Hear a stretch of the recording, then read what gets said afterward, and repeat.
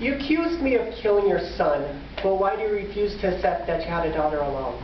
There were no moments of self-discovery or an inkling of doubt. I knew at the age of 5. The sky was blue, Mr. Rogers owned too many sweaters, and I was a girl. Some people have their loss of innocence in their teens or never at all. Mine was 10 minutes before nap time.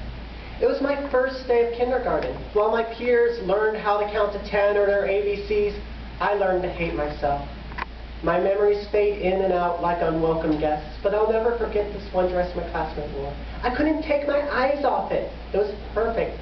Why didn't I own anything like that? The teacher yelled at me to get in line, so I did, and that was when the laughter began. I had stepped in the girls' line, and according to my teacher, boys don't belong there. I cried myself to sleep. The world had become a little darker that day. Growing up was a day-to-day struggle. My friends were few and my enemies many. They tried to beat the girl out of me, but it was their words that cut me to the core. I ran like a girl, I threw like a girl, acted like a girl. Their laughter told me that those weren't compliments. What a faggot, they cheered as their thrown rocks rained down upon me. You say that my every move is fake, but have you even been paying any attention? When I was little, my peers and teachers would try to fix me, mold me, deconstruct me. Boys don't hold their books like that. Stop crossing your legs. The way I walked, talked, held myself was under constant scrutiny. Dear Mom and Dad, when I came home bruised inside and out, you told me not to let others define who I was. You'd love me no matter what. Above all else, I should stay true to myself. Now, you turn me away because what will the neighbors say? How could you break that promise you made to that little child all those years ago? Dear Mom and Dad, I had an epiphany. Like all good thoughts, this one came to me in the middle of the night, not in a dream, but in a bathroom. It was 1:30. Everyone was asleep except for me. These were my hours. Something in the mirror caught my eye. I set down my brush and smiled. The girl in the mirror did the same. I realized this is how the world saw me, a girl. This was my hair, my dress, my breast, my life. Oh. And when it's tomorrow, I'll throw on another dress, mine of course, and just go about my day. I'd accomplished what I thought impossible, so I began to cry. Tears fell like a gentle spring rain. I'd been here before, but things were a little bit different back then. Once again, I was 13, scared and alone. I'd been building this moment up in my head. I took every precaution. I knew which floorboards creaked. I waited till everyone was asleep, and I locked the door, triple checking to make sure. These were my eyes. I picked up my sister's dress and held it up to the light. I could hear the taunting of my classmates in my head. This was wrong. I slipped it on. This was sick. I zipped to the back. Only fucking perverts did this. I looked in the mirror and smiled. This felt right. I felt comfortable in my skin. Under the soft glow of the nightlight, I danced about like a ballerina. When the sun rises, I'll once again be forced into a role, but every night, even if just for a few hours, I could be myself.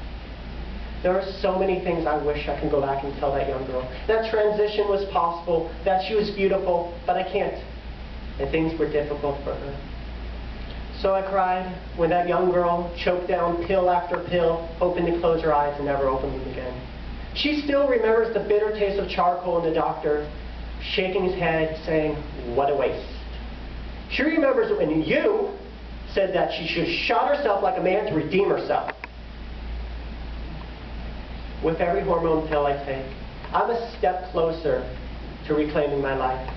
As my hair and breasts grew, hurtful comments were replaced by Miss, Ma'am, Girl.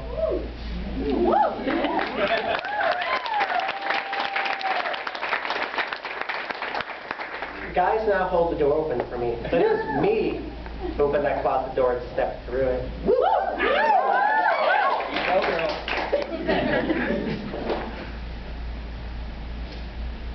Dear Mom and Dad, I cried for what you refused in seeing me. That tiny smile that now graces my lips, that light skip in my step, a future. I was happy, hopeful me. You instead saw a freak, a perv, a parody of women, and told me so on regular occasions. Wielding love like a dagger, you plunged into my heart and twisted, whispering all the while that you wished I was never born. You called me selfish for lifting a burden I thought only death could bring. And I've tried many times, because it makes you a little uncomfortable.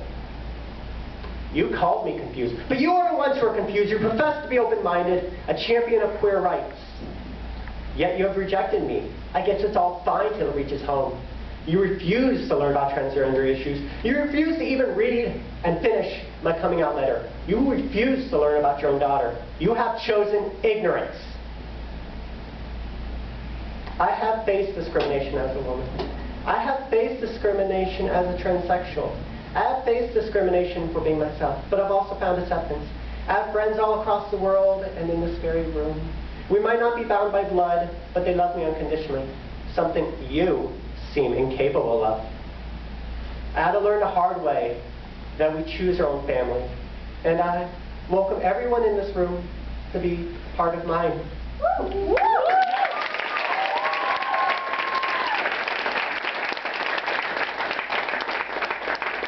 So now, I cry. Not tears of sorrow, but those of joy for that young girl whose dreams became reality. I cry because maybe, someday, just maybe, I will learn to love myself. Sincerely, your daughter.